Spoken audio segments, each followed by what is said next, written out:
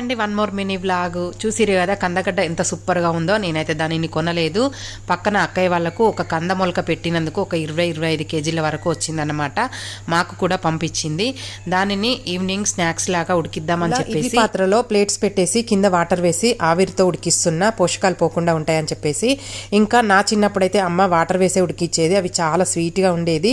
Bus stand దగ్గరికి ఎడ్ల బండిలో అమ్మడానికి వచ్చేవాళ్ళు. వాళ్ళు డబ్బులకు మాత్రం కందగడ్డ ఇచ్చేవాళ్ళు కాదు, వడ్లైనా జొన్నలైనా ఇస్తేనే కందగడ్డ ఇచ్చేవాళ్ళు. అమ్మ వడ్లైనా జొన్నలైనా అమ్మి కందగడ్డ కొనుకొచ్చేది. కొనిచ్చేంత వరకు మేము ఏడ్చేవాళ్ళం. అవి వాటర్లో ఉడికించినా కూడా చాలా స్వీట్గా ఉండేది. వాటిని కొట్లాడుకుంటూ తినేవాళ్ళం అనమాట. అప్పటంత స్వీట్ అయితే ఇప్పుడు ఉండట్లేదు. కాకపోతే ఇప్పుడు ఐడియాస్తో షుగర్ అయినా బెల్లం అయినా నెయ్యి వేసి ఫ్రై చేసుకొని తింటున్నారు. నేను కూడా కొన్నిసార్లు అట్లనే చేసేదాన్ని. ఇప్పుడు షుగర్ అవాయిడ్ చేద్దామని అనుకుంటున్నా. ఈ వీడియో చూస్తే ఏమైనా చిన్నప్పటి జ్ఞాపకాలు గుర్తుకొచ్చినాయా? కామెంట్స్లో చెప్పండి ఫ్రెండ్స్. వీడియో నచ్చితే లైక్ చేయండి. Bye friends.